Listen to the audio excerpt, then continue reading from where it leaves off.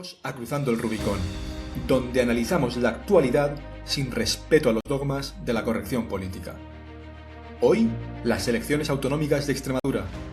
¿Por qué ha girado tanto a la derecha esta comunidad autónoma? ¿Y nos permite deducir algo de lo que ocurrirá en las futuras elecciones generales de España? ¿Nos permite vislumbrar algo del futuro político de nuestro país? Todo esto en el episodio de hoy. Este pasado domingo, 20 de diciembre, se han celebrado las elecciones autonómicas en Extremadura, convocadas de manera anticipada por María Guardiola, la presidenta de dicha comunidad y candidata del PP, ante la imposibilidad de aprobar los presupuestos autonómicos de 2026, aunque también, yendo un poco al fondo, también como una forma de una estrategia por parte del PP para ver cuál es la situación política del país, y de verdad el PSOE está perdiendo muchos apoyos. Y lo que hemos visto en estas elecciones es que efectivamente ha sido así. La derecha ha ganado de manera muy contundente, alcanzando un 60% aproximadamente de todos los votos, y por tanto María Guardiola ha derrotado al candidato socialista Miguel Ángel Gallardo. Pero no podrá gobernar en solitario, pues no tiene una mayoría absoluta y deberá pactar de algún modo con Vox para gobernar. Y Vox, por su parte, ha duplicado, más que duplicado, sus apoyos. Entonces, ya yendo al análisis de la cuestión, creo que el factor fundamental de lo que ha ocurrido en estas elecciones ha sido la desmovilización muy considerable del votante socialista. Si vamos a los datos, la participación en estas elecciones ha sido bajísima, tan solo un 60%, lo que constituye el resultado de participación más bajo en unas elecciones en Extremadura desde que existe el régimen del 78. Y si vamos más concretamente a los datos, podemos ver que la mayor parte de esta pérdida de participación se debe a la desmovilización del votante socialista. Veámoslo. El PSOE ha perdido 108.000 votos respecto a las elecciones de 2023. El PP, 9.000 votos. Vox, en cambio, ha ganado 40.000 y Podemos ha ganado 17.000. Y yo creo que de aquí es muy fácil inferir lo que ha ocurrido. La mayor parte de esa pérdida de voto del PSOE se debe al votante socialista que se ha quedado en su casa. Otra parte, más pequeña pero considerable, se ha ido a Podemos, que todo hay que decirlo, ha presentado una candidata que tenía un aspecto, para lo que son los estándares de Podemos, aseado, higiénico, por así decirlo, y que además es ingeniera agrónoma y por tanto con ciertas raíces y arraigo en un sector que es fundamental para Extremadura. Y otra parte pequeña, también considerable del PSOE, se ha ido al PP y también a Vox, lo cual mencionaré porque esto me parece bastante importante. Por su lado, el PP ha perdido 9.000 votos, lo cual significa que continúa esa sangría de votos desde el PP hasta Vox, a pesar de que el PP ha absorbido lo poco de votos que quedaba en las elecciones de 2023 dirigido hacia Ciudadanos. Es decir, el PP, a pesar de su buen resultado, tiene un problema de fondo a largo plazo, que es todos esos votantes que se están yendo de manera constante y que se ven cada elección sucesiva, que se van a Vox.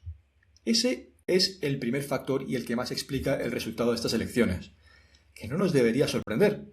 Es un factor típico y coyuntural en las elecciones en España. De hecho, por ejemplo, en 2011 ocurrió lo mismo en las elecciones generales en España. Tras varios años de gobierno de Zapatero, el país dio una victoria electoral muy considerable al PP, debido al hartazgo típico cuando un gobierno está en el poder durante mucho tiempo, a la acumulación de escándalos de corrupción y a la mala gestión económica del PSOE. Pues lo que ha ocurrido ha sido lo mismo. Pedro Sánchez ha llevado a cabo una serie de pactos con los nacionalistas catalanes, que en tierras como la extremeña no son nada populares, se acumulan constantemente los casos de corrupción sobre el PSOE y por tanto el votante socialista está asqueado y se ha quedado en su casa y unos pequeños porcentajes se han ido a Podemos, al PP y a Vox. Esto es lo principal. Pero hay un segundo factor que a mí me parece más interesante porque indica las tendencias que se están produciendo a largo plazo. Esta tendencia es estructural, que es el auge y crecimiento de Vox que se está produciendo de manera transversal. Es decir, Vox no solo está ganando votos porque le quita votos al PP, no. También le está quitando, poco a poco, pero de manera constante, votos al PSOE. Y de hecho, si miramos en estas elecciones, uno de los lugares donde más ha crecido Vox es en todas las regiones rurales de Extremadura. Regiones que durante mucho tiempo han sido feudos muy potentes del PSOE. Pero lo que vemos es que, como en otras regiones de España, muchas de estas comunidades que tradicionalmente han votado al PSOE, las nuevas generaciones están girando hacia la derecha, ya sea al PP o a Vox, por motivos como la inmigración, la seguridad y el hartazgo también por parte de estas comunidades que no son especialmente radicales en el aspecto cultural. El hartazgo que tienen con todas las políticas del PSOE en materia como el feminismo, por ejemplo. No creo que le haga ninguna gracia a un joven extremeño de padres socialistas todas las políticas de feminismo desorbitado del PSOE que demonizan a los hombres. Eso no es popular en este tipo de perfil. Por tanto, lo que vemos es que Vox crece de manera transversal y en esto España sigue una tendencia que es general en todo Occidente. Esto no tiene nada de extraño. De hecho, en España podríamos decir que la tendencia está ocurriendo con más lentitud o con efectos retardados en comparación con otros países de Occidente. Por ejemplo, en Francia, Agrupación Nacional, el partido de derecha nacionalista populista, está obteniendo gran parte de sus votos de regiones que tradicionalmente han votado de izquierda. Lo mismo podemos decir de Trump. Ha obtenido una parte muy considerable de sus votos del círculo del óxido, esa región tradicionalmente muy industrializada, muy obrera, que votaba al Partido Demócrata, pero que estamos viendo en las últimas elecciones que cada vez vota más a Donald Trump y a la derecha. Por tanto, en España aquí se está repitiendo una tendencia típica de Occidente y que, por ejemplo, este cambio que acabo de mencionar en Estados Unidos tiene su reflejo en España en lo que se está llamando el giro a la derecha del sur. Es decir, Extremadura, Andalucía, Castilla-La Mancha, regiones tradicionalmente socialistas, están votando cada vez más a la derecha, pues estas nuevas generaciones, sencillamente el mensaje de esta izquierda progre, pues no les llama mucho la atención, sinceramente, y pues giran a partidos como Vox.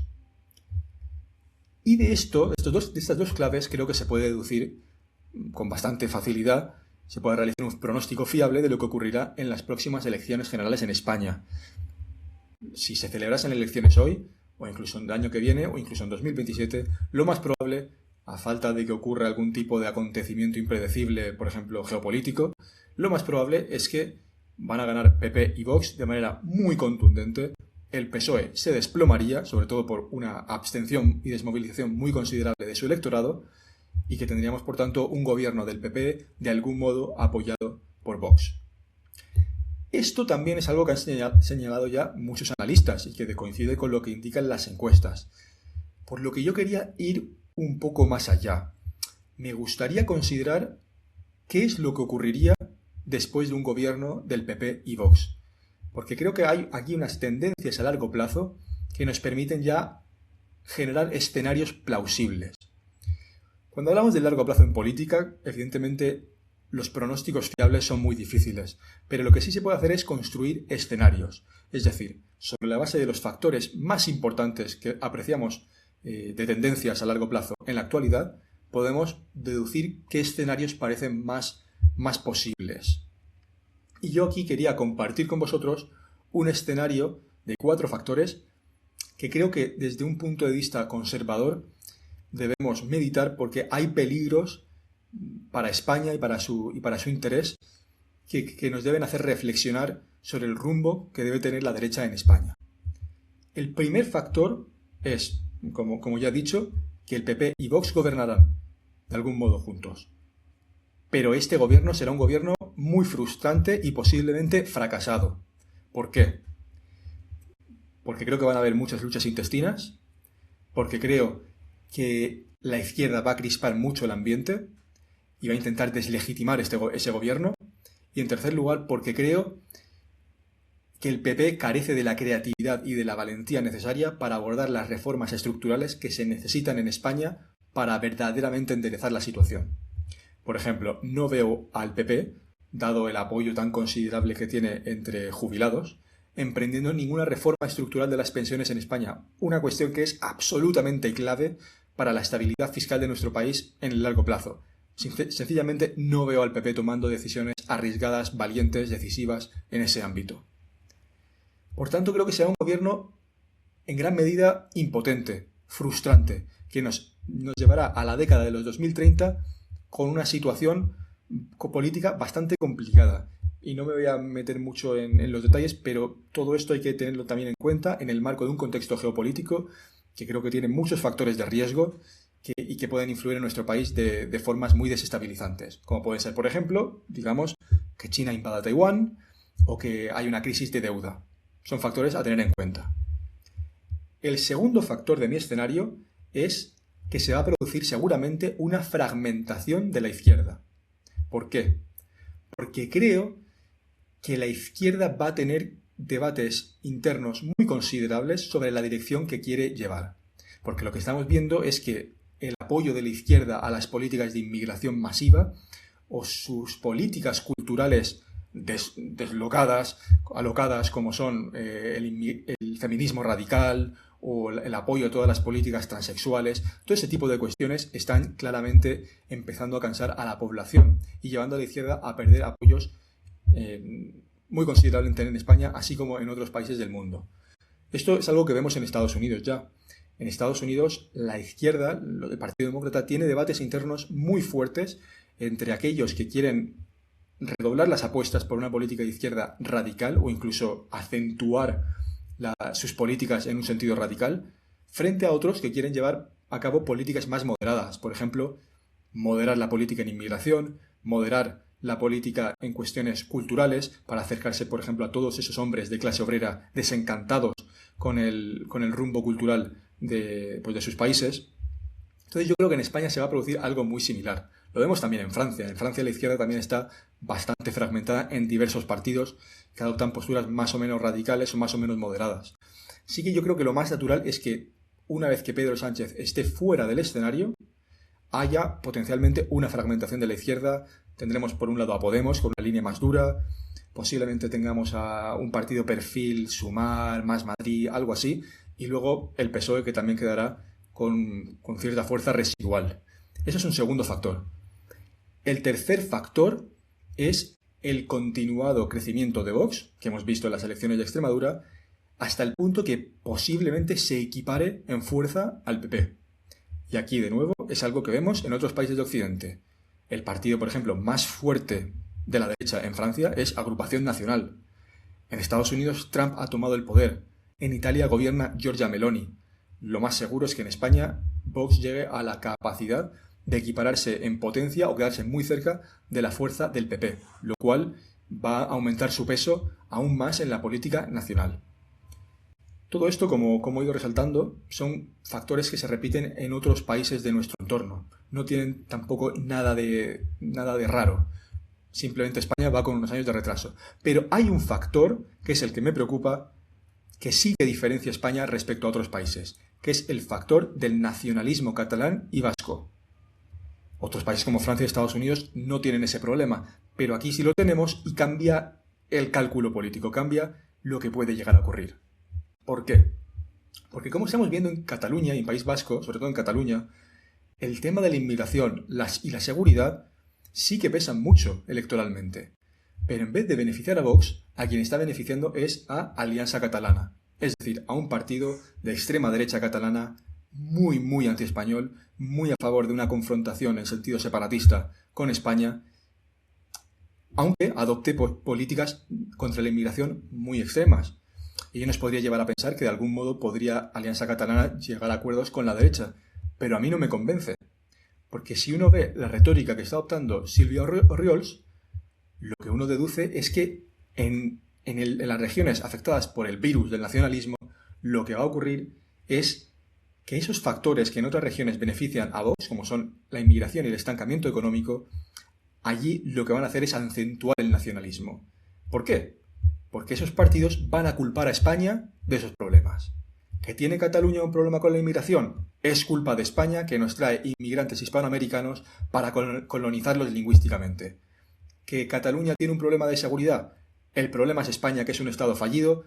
Necesitamos las competencias de seguridad, reforzarlas en Cataluña. ¿Que hay estancamiento económico en Cataluña? El problema es de España, que nos roba. Es decir, lo que en otras regiones de España favorece a Vox, en Cataluña lo que va a acentuar va a ser la paranoia nacionalista. Es un peligro real. lo cual no va a favorecer que dichos partidos pacten de ningún modo ni con PP ni con Vox. ¿Y qué pasa cuando ponemos este escenario en conjunción con el resto de factores?